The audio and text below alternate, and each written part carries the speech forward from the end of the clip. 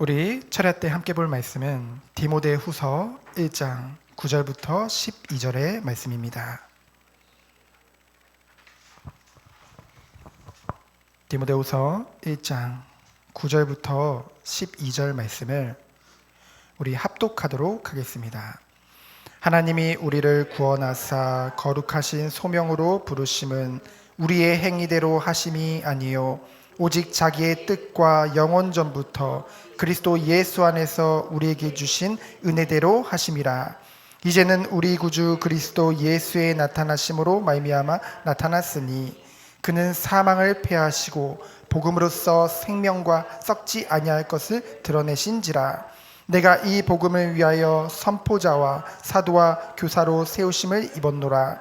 이로 말미암아 내가 또 이 고난을 받되 부끄러워하지 아니함은 내가 믿는 자를 내가 알고 또한 내가 의탁한 것을 그날까지 그가 능히 지키실 줄을 확신함이라. 아멘. 오늘 함께 나눌 말씀의 제목은 복음을 위하여입니다. 이 디모데후서는 이제 바울의 서신 중에서 가장 마지막에 쓰여진 것이 바로 디모데후서입니다. 그 말은 뭐냐? 바울이 노년의 시간표에 있었다는 것이고, 또 달리 말하면은 바울이 순교를 앞두고 죽음을 앞두고 마지막으로 쓴 편지라고 할 수 있죠. 실제로 이 당시에 바울이 감옥에 갇혀 있을 때 무슨 죄명으로 갇혀 있었냐? 로마에 큰 화재 사건이 있었는데 그 화재 사건의 범인으로 누명을 쓰고 갇혀 있었거든요. 그렇기 때문에 당장 죽을 수도 있다라는 생각을 가지고 바울이 이 편지를 쓴 것이죠. 근데 그 편지를 누구에 썼습니까? 바로 사랑하는 제자요 목회 후배인 디모데에게 이 편지를 쓴 것을 보게 되어집니다.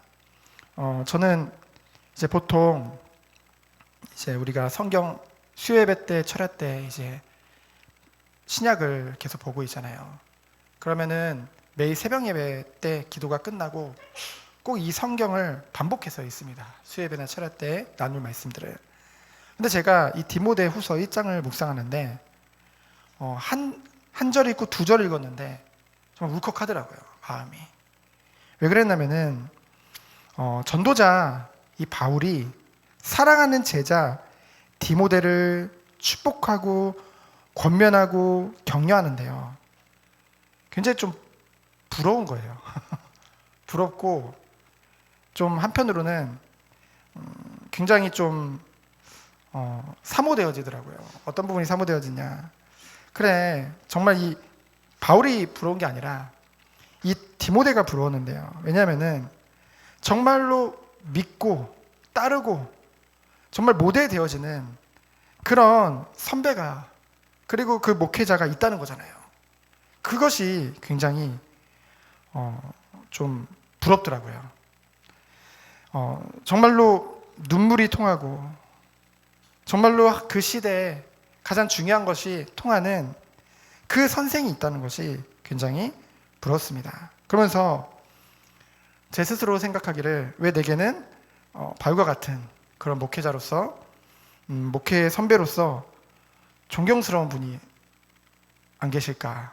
여러분 충격받을 수도 있는데, 이것은 제가 잘났다, 내가 뭐 대단하다, 그런 교만한서가 아니라 하나님께서 내 마음에 이 생각을 하는데요, 주신 것이 뭐냐면요, 그래서 내가 이 성경을 기록한 것이다. 바울을 통해 내가 이 시대에도 동일하게 너를 가르치고 너를 인도하고 있는 것이다. 이 전도자 바울이, 그리고 더 나아가서 하나님이, 그리고 이 하나님 말씀인 이 성경이 나의 모델이요, 격려자요, 모든 거구나. 그것이 마음에 담기게 되었습니다. 그래서 첫 번째로 은혜와 긍휼과 평강이 나오는 곳, 시작되는 곳입니다. 그것이 무엇입니까? 오늘 말씀의 1절, 2절을 보면은요, 그리스도 예수 안에 있는 생명의 약속대로 그리스도 예수의 사도된 바울은 그리스도 예수 안에 있는 언약대로 사도로 부르신 거거든요. 사랑하는 아들 디모데에게 편지하노니 하나님 아버지와 그리스도 예수 우리 주께로부터 은혜와 긍휼과 평강이 내게 있을지어다. 이 은혜와 우리를 불쌍히 여기는 그 긍휼한 마음과 우리에게 참 평강이 어디서 온다고요? 아버지 하나님 예수 그리스도로부터 오는 것입니다. 사랑하는 아들 디모데를 부르면서 정말로 이제 이 서론의 가장 중요한 것을 말하잖아요. 지금이 위기의 시대고 실제로 위기의 시대였습니다. 정말 어려운 때였어요. 바울뿐만이 아니라 그 예수님의 사도들이 이 시대에 이 바울 노년에 곳곳에서 선교 현장에서 순교의 시간표에 있었거든요. 정말로 이 위기의 시대에 어려울 때에 뭐라고 했어요? 우리가 바라볼 것은 오직 하나님 아버지와 그리스도 예수로부터 시작된 이 축복과 이 은혜다. 이것을 바울은 증거하고 있는 것입니다. 그러면서 바울이 뭐라고 했습니까? 내 안에 있는 거짓이 없는 믿음에 대해서 말씀하고 있죠. 3절에 보니까 내가 밤낮 간구하는 가운데, 이번 주 강단 말씀이 간구하며 기다리라잖아요. 간구는 뭡니까? 정말로 하나님의 것을 본 자가 간구할 수 있는 거예요. 하나님이 원하시는 것을 본 자가 간구할 수 있는 것이죠. 간구란 말은 간절하게 기도한다는 거잖아요. 간절함이라는 것은요, 나로부터 시작되는 게 아닙니다. 하나님이 준비하신 것, 예비하신 것, 하나님의 뜻과 계획이 내 마음에 담겨졌을 때 우리에게 간절함이라는 것이 나오는 거예요. 현장을 향한 간절함, 영혼을 향한 간절함, 우리 후대를 향한 간절함, 이 시대를 향한 간절함, 아무리 우리가 달라고 해도 하나님의 것을 보지 못하면은 간절함이라는 마음이 생기지 않습니다. 하나님부터 온 간절함. 그래서 뭐라고 합니까? 밤낮 간절히 기도한대요. 그 바울이요. 그래서 뭐래요? 쉬지 않고 너를 생각하며 청결한 양심으로 조상부터 섬겨오는 하나님께 감사하고, 이 디모데를 생각할 때 감사가 나온다는 거죠. 그러면서 뭐라고 합니까? 내 눈물을 생각하여 너 보기를 원하면 내 기쁨이 가득하게 하라 하미니. 여기서 말하는 내 눈물은요, 이제 이 때를 시간표를 보면 아까도 말씀드렸지만은 바울이 이제 체포되어져 가지고 이제 죽을 수도 있는 상황 속에 감옥에 갇히는 그 시간표거든요. 그때 디모데가 그 바울을 보면서 이제 눈물을 보였다고 이제 주석을 찾아보면 나오거든요. 그게 계속 바울 마음에 남겨져 있던 거죠. 그래서 뭡니까? 너 보기를 원하면 내 기쁨이 가득하게 하라미니. 그러면서 거짓이 없는 믿음에 대해서 말하고 있죠. 이는 내 속에 거짓이 없는 믿음이 있음을 생각합니다. 이 믿음은 뭐래요? 먼저 내 외조모 로이스와 내 어머니 유니게 속에 있더니 내 속에도 있는 줄을 확신하노라. 바울이 디모데뿐만이 아니라 그 외조모와 어머니까지도 봤던 거죠. 근데 그 마음에 있는 거짓이 없는 믿음은 바로 무엇을 말합니까? 바로 십자가 복음, 예수 그리스도의 그 은혜의 복음을 말하고 있는 것이죠. 그래서 7절에 보니까 뭐라고 합니까? 하나님이 우리에게 주신 것은 두려워하는 마음이 아니요 오직 능력과 사랑과 절제하는 마음이니. 이것은 무엇입니까? 디모데가 아직 젊은 목회자잖아요. 바울이 봤을 때는 진짜로 어린 목회자거든요. 그 자가 정말 이런 핍박의 시간표에, 이 전도자들이 이 교회가 핍박당하는 이 시간표에 이 두려운 마음을 가질 수도 있잖아요. 인간이기 때문에. 근데 이 지도자가, 전도자가 누릴 것은 두려워하는 마음이 아니란 거죠. 여러분, 두려워하는 마음은 어쩌면 하나님이 우리에게 주신 것과 반대되는 마음이거든요. 하나님이 주신 마음은 무엇입니까? 능력이죠. 어떤 능력입니까? 여러분, 우리가 작년에 요한복음을 쭉 보면서 이제 베드로가 인간적으로는 얼마나 연약한지 봤잖아요. 작은 아이 앞에서도 예수님을 부인하고 끊임없이 실수하고 끊임없이 연약했던 그 베드로가 부활의 주님을 보고, 그리고 나중에 사도행전 4장에 보니까 많은 사람들 앞에 성령이 충만해져 가지고 다른 이로서는 구원을 얻을 수 없나니 천하 사람 중에 구원을 얻을 만한 다른 이름을 주신 적이 없다고 고백을 하죠. 오직 예수 그리스도를 고백하게 되어집니다. 그것이 베드로의 능력이겠습니까? 아니요. 성령의 능력, 하나님의 능력이죠. 그 능력을 전도자가 누려야 하는 것입니다. 그래서 뭡니까? 사랑을 얘기했죠. 여러분, 이 사랑은 그리스도께서 우리에게 베푸신 사랑이에요. 여기 앉아 계신 모든 자들은 다 하나님의 은혜가 없이는 올 수 없는 자입니다. 하나님의 긍휼하심이 없이는 구원받을 수가 우리는 없어요. 우리에게 의로움이 하나도 없었다니까요. 근데 하나님이 창세전에 우리 택하시고 우리를 구원 주시기로 작정하셔서 우리가 아직 죄인 되었을 때 예수님이 십자가에서 죽으심으로 말미암아 우리 죄가 사해지고 부활하심으로 말미암아 사단의 권세 꺾으시고 하나님 만나는 길을 열어주셨죠.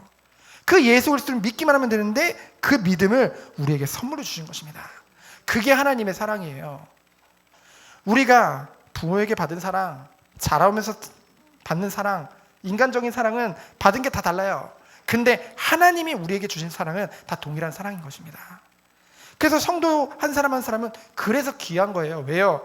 그리스도의 피값으로 그 너무나도 큰 그 크신 사랑을 받은 자들이기 때문에. 그래서요, 우리가 이 사랑이 없으면요 영혼 사랑을 할 수가 없습니다. 이 사랑이 없으면요 여러분 결국은 전도도 하나님 언약이죠. 근데 말로 되는 게 아니라니까요. 성령이 역사하셔야 돼요. 근데 성령 그리고 하나님의 그 성품이 무엇입니까? 근본 중에 근본이 바로 사랑이거든요. 그 영혼 사랑하는 마음이 없으면은요 결코 나를 희생할 수가 없어요. 내 몸을 드릴지라도 모든 것을 드려서라도 그 영혼을 살리기 원하는 그 마음이 우리에게 없다니까요. 그렇죠? 그래서 그 사랑에 대해서 말씀하고 있는 거죠. 이 사랑은 인간적인 사랑이 아닙니다. 하나님으로부터 오는 그리스도로부터 오는 그 십자가 사랑이죠. 그 사랑을 말합니다. 그래서 뭡니까? 절제하는 것은 무엇을 말합니까? 덤벙대지 않고 분별력 있게 행동하라는 거죠. 여러분, 우리 믿는 자들이 그리고 주의 종들이 우리가 어떤 축복을 줘야 돼요? 현장에서 정말로 분별력이 있어야 돼요. 자꾸만 이 분별력이 없습니다. 어떻게 행해야 될지를 몰라요. 하나님 자녀가. 그래서 율법을 말하는 것이 아닙니다. 하나님이 우리의 마음과 성령이 우리의 마음과 생각을 지키시고 우리의 모든 것들을 생각나게 하시고 그 성령의 인도하심 따라 정말 하나님을 의지해서 현장에서 인도받는 것, 그것이 바로 성도가 누릴 축복이요 전도자가 누릴 축복인 줄 믿습니다. 그러면서 8절에 보니까 뭐라고 고백을 합니까? 그러므로 너는 내가 우리 주를 증언함과 또는 주를 위하여 갇힌 자 된 나를 부끄러워하지 말고 오직 하나님의 능력을 따라 복음과 함께 고난을 받아라. 다들 복음은 좋아하는데 고난은 별로 안 좋아해요. 그렇죠? 근데 고난을 같이 받으라고 했죠. 이것은 일부러 고난 받으라는 게 아니에요. 고난받을 일도 있을 수 있습니다. 바울과 같이 복음 때문에 감옥에 갇힐 수도 있고 복음 때문에 사람들에게 핍박당할 수도 있고 복음 때문에 따돌림 당할 수도 있고 복음 때문에 정말로 공격을 당할 수도 있어요. 그런데 그 모든 것들이 복음과 함께 받는 고난이기 때문에 우리는 기쁨으로 그것을 인도받을 수 있는 것이죠. 하나님께서 우리들을 구원해 주셨습니다. 9절부터 쭉 보면은요. 그리고 그 거룩한 소명으로 부르심은 뭐 때문이에요? 우리의 행위대로 하심이 아니에요. 우리 행위 때문이 아닙니다. 오직 자기의 뜻과 영원 전부터 그리스도 예수 안에서 우리에게 주신 은혜대로 하심이라. 하나님은 우리를 은혜 안에서 부르셨고 은혜 가운데서 인도하시고 은혜대로 우리를 행하고 계신 것입니다. 우리의 삶의 근본은 하나님의 사랑이요 은혜인 것이죠. 그래서 10절에 무엇입니까? 우리는 뭐예요? 이제는 우리 구주 예수 그리스도로 나타나심을 말미암아 나타났으니 그는 사망을 패하시고 복음을 써 생명과 썩지 아니하신 것을 드러내신지라. 그러면서 11절에 보니까 내가 이 복음을 위하여, 다른 게 때문이 아닙니다. 나를 위해 죽으시고 부활하신 그 그리스도의 그 사랑과 이 복음을 위하여서 우리에게 직분을 허락하신 것입니다. 그래서 이로 말미암아 내가 또 이 고난을 받되, 이거는 이제 우리가 받을 고난도 장차 받을 고난도 얘기하지만 바울이 실제로 지금 현재 받고 있는 고난을 말하는 것입니다. 보통 감옥에 갇히고 전도자라고 하면서 감옥에 갇히고 그러면은 좀 부끄러워 창피할 수도 있잖아요. 근데 그것을 부끄러워하지 아니하면 뭐예요? 내가 믿는 자를 내가 알고 또한 내가 의탁한 것을 그날까지 그가 능히 지키실 줄을 확신함이라. 여러분, 우리가 어떤 상황 속에서도 당황하지 않고 어떤 상황 속에서도 넘어지지 아니함은 우리가 구원받을 때 우리 안에 들어오셔서 영원토록 함께 하시며 그의 뜻대로 부르시고 그의 소원을 이루실 하나님께서 빌립보서 1장 6절 말씀과 같이 끝날까지 함께 하시며 그 소원을 이루심을 믿기 때문입니다. 그것을 확신하기 때문이죠. 그것을 바울은 지금 고백하고 있는 것입니다. 그래서 뭐예요? 고난을 부끄러워하지 않는 것이죠. 그래서 우리가 마지막으로 누릴 축복은 무엇입니까? 전도자의 부탁입니다. 여기 말씀을 보면은 13절에 보면은 너는 그리스도 예수 안에 있는 믿음과 사랑으로서 내게 들은 바 바른 말을 본받아 지키고, 그리고 또 14절에 보면은 아름다운 것을 지키라라고 말씀하고 있죠. 여기서 바른 말, 아름다운 것은 바로 복음을 말합니다. 진리를 말하죠. 하나님의 은혜 가운데 성령께서 감동을 주셔서 우리가 그 은혜 안에서 구원을 받았잖아요. 그 복음을 뭐해라? 우리 지키라는 거죠. 여러분, 우리가 붙잡고 있는 것은요 다른 게 아니에요. 뭔가 우리의 교단이 우리를 살려줍니까? 뭐 눈에 보이는 지도자들이 우리를 살려주는 겁니까? 아닙니다. 우리를 살리신 것은 복음입니다. 그리스도의 복음이에요. 그래서 우리가 지키고 우리가 붙잡고 끝까지 나갈 것은 오직 복음밖에 없습니다. 오직 복음인 줄 믿습니다. 그래서 전도자 바울은 그것을 부탁하고 있는 것이죠. 그러면서 세 번째로 버린 자도 있고 나를 섬긴 자도 있다. 그것을 바울은 모르는 게 아니에요. 이 말씀 쭉 읽어보면 배신한 사람도 있고 그 끝까지 나를 찾아오고 나를 감옥 가운데서도 섬긴 자도 있다. 근데 이 전도자의 눈은 그러한 자들을 인간적으로 생각을 하고 저주하고 그랬던 게 아니에요. 뭔가 나에게 악하게 행한 사람은 저주하고 잘한 사람은 뭔가 칭찬하고, 물론 고마운 마음은 있었죠. 근데 뭡니까? 그 모든 것의 주권이 하나님께 있음을 인정했어요. 그렇기 때문에 뭐예요? 하나님께 맡길 수 있었던 거죠. 사적인 감정을 앞세워서 뭔가 그런 일들을 행하는 것이 아니라 복음에 유익하다면은, 그 눈이 있었어요. 복음에 유익하다고 한다면은, 정말 교회에 유익하다고 한다면은 바울은 그런 목회자로서의 눈을 가지고 있었죠. 그래서 뭡니까? 사람에게 기준을 둔 것이 아니라, 그 행위에 기준을 둔 것이 아니라 어떤 상황 속에서도 하나님의 뜻과 계획을 보기를 원했어요. 그 마음과 중심이 있었죠. 그래서 결론입니다. 우리가 이 밤에 어떤 언약 속에 들어가야 되겠습니까? 이 복음을 위하여 하나님께서 우리들을 부르셨습니다. 뭐 가운데요? 은혜 가운데 부르신 것이죠. 우리가 이 은혜를 받았는데 이 축복을 누리면서 주님 오시는 그날까지 누릴 축복은 무엇입니까? 이 복음을, 오직 복음을 지키고 이 교회와 영혼과 모든 믿는 자들을 섬기는 축복. 무엇으로 섬겨요? 복음으로 섬기고 사랑으로 섬기고. 그걸로만 섬길 것입니까? 우리에게 축복하시면 물질로도 섬기고, 그렇죠? 우리 교회만 잘 되는 것이 아니라 주님의 몸된 모든 교회들을 위해서 우리의 것을, 우리 수요예배 말씀이죠, 나누어 주기 좋아하는 교회, 참된 주님이 원하는 교회의 응답을 누리기를 원합니다. 그래서 아울러서 우리의 모델은 누굽니까? 오직 예수 그리스도입니다.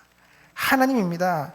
최고의 근원이요 모든 것의 기준은 무엇입니까? 하나님 말씀인 성경이에요. 이 성경 말씀 따라서 하나님이 원하시는 참된 응답을 누리는 우리 모든 손님이 되어지기를 예수 그리스도의 이름으로 축원드립니다. 시간 기도합니다. 하나님 감사합니다. 이 밤에 주의 뜻과 계획을 가지고 주 앞에 부르짖으며 나아가는 밤 될 수 있도록 주께서 축복하여 주옵소서. 살아계신 예수 그리스도 이름으로 기도합니다. 아멘.